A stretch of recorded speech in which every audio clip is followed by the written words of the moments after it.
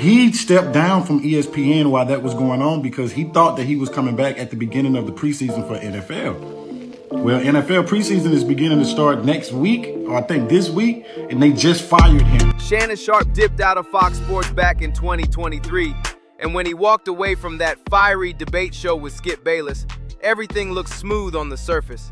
He made a power move straight to ESPN's First Take, stepping in hot that August. Those early episodes, straight fire. But that wasn't even the wildest thing heading his way. Jump to January 2024, boom, Shannon shook the internet with one of the most explosive podcast episodes ever, the Katt Williams interview. That moment lit a fuse under his whole empire. He was stacking cash over at ESPN. His nightcap show with Chad Ochocinco was blowing up, and the brand deals were flying in left and right. Oh, and he even dropped his own liquor line. At this point, Shannon Sharpe was everywhere. He was raking in more in a single year than most folks dream of in a lifetime, probably even more than what he earned in the NFL. But then, the ego kicked in. Shannon started feeling untouchable, like nothing could stop him. That is, until he crossed paths with a 20-year-old woman named Gabriella. She worked at the gym he was hitting up, and even though he was deep into his 50s and she was just stepping into adulthood, that didn't stop him. Then boom, Shannon Sharpe got slapped with a massive lawsuit. At first, he brushed it off like it was no big deal, maybe even thought it was just some nonsense. But things got real quick when he saw who was behind it. Tony Buzbee. Yeah, that Tony Buzbee, the high-powered attorney with a rep for going after high-profile black men. He already took down Deshaun Watson and cashed out big. Tried to run it on Jay-Z too. Didn't win that one. But third time's the charm, right? This time Buzbee came loaded. Gabriella Zuniga had teamed up with him, and she wasn't empty-handed. She came with receipts. We're talking text, voicemails, info that could seriously damage Shannon's image, maybe even end his whole media career. And let's keep it real. Shannon's past ain't spotless. There have been women before who spoke out, accusing him of being aggressive behind the scenes.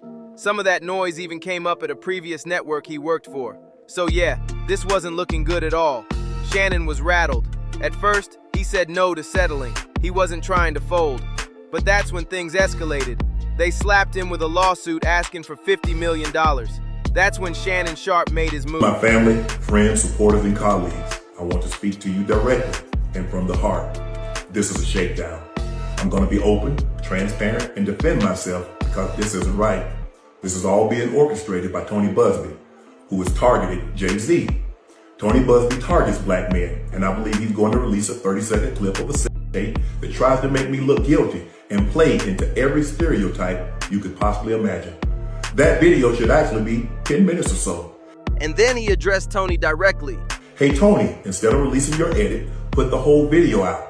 I don't have it, or I would myself. You know what happened, and you're trying to manipulate the media. The encounter in question took place during the day at her invitation, and now that appears to be a deliberate setup, coordinated by Gabby, also known as Carly on OnlyFans. Then Shannon Sharpe pulled what many saw as a bizarre move. He brought up Jay-Z.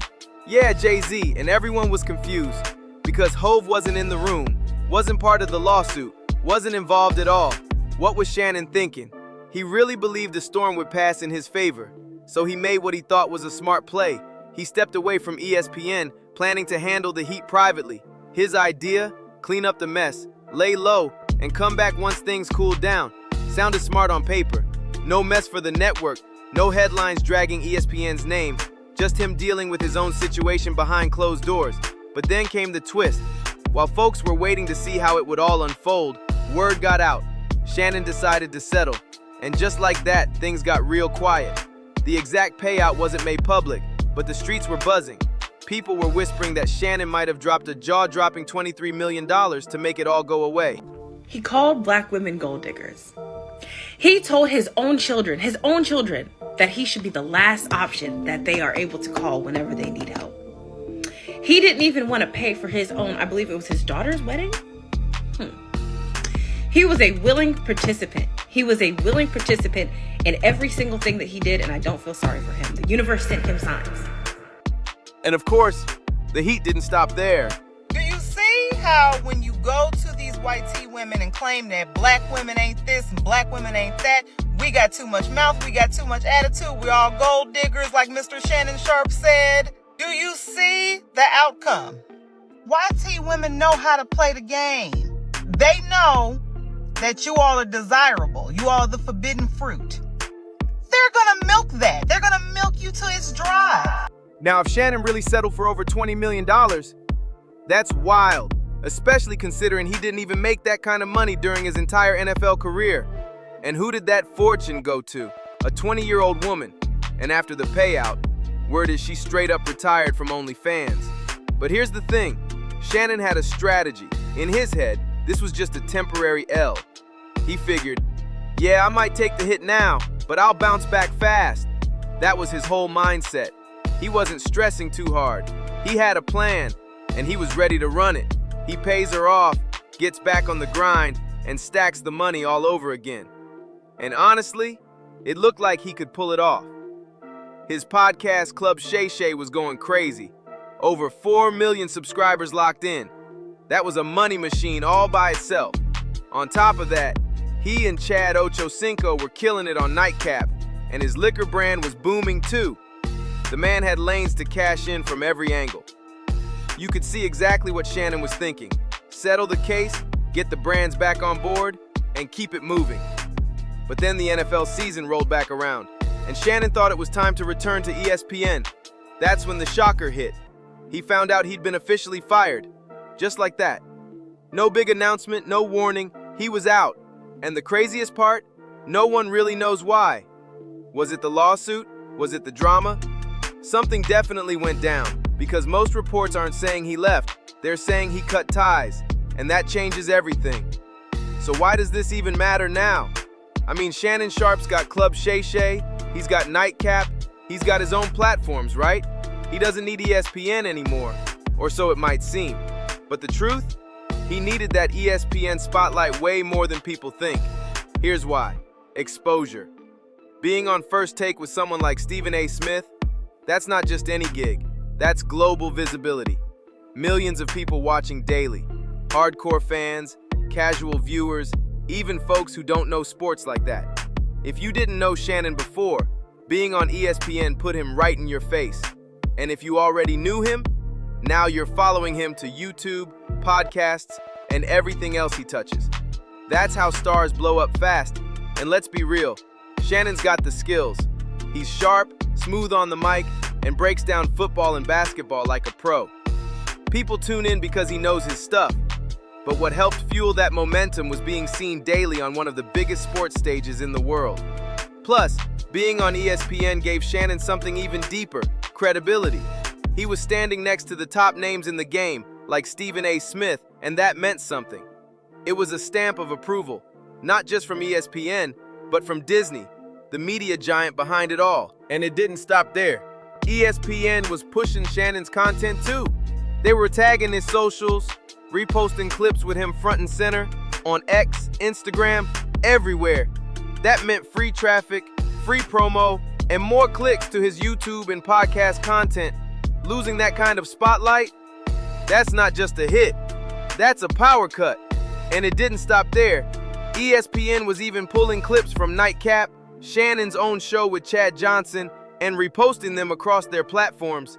Imagine that, the biggest name in sports media giving your personal content free promo 24/7. That kind of exposure turns into brand deals, sponsorships, and serious money. But here's where it gets deeper.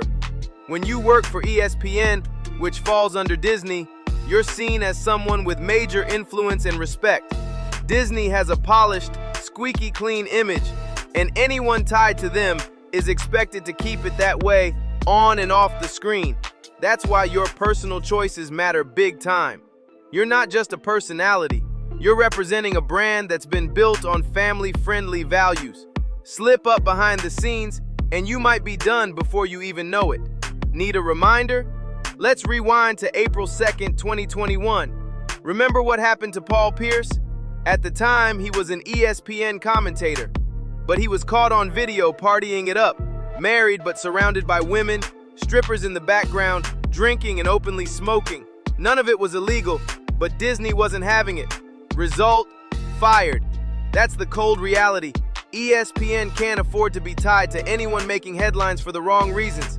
And in Shannon Sharpe's case, that massive settlement he agreed to out of court, in Disney's eyes, that wasn't just a move to protect his image, it looked like an admission of guilt. And just like that, he went from star of the show to gone. So let's talk policy. ESPN doesn't play when it comes to their talent. Their contracts come stacked with strict moral clauses and clear rules about how you're expected to carry yourself in public. Even if Shannon Sharpe didn't break the law, just having those kinds of allegations hanging over his name, that alone puts him in violation of ESPN's guidelines, same way Paul Pierce got caught up. When you've got accusations tied to your name, especially ones tied to serious topics, a company like Disney just can't have you representing their brand.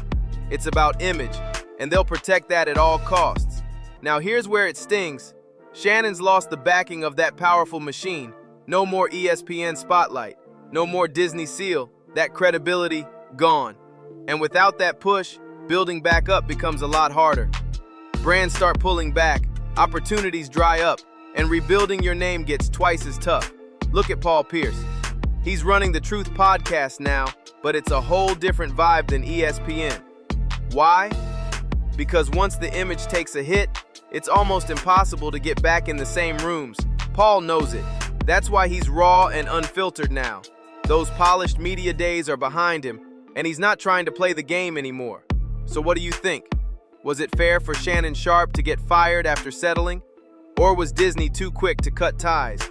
Drop your thoughts in the comments, hit that like button, share this with someone who needs to hear it, and don't forget to subscribe so you don't miss the next drop. Catch y'all on the next one.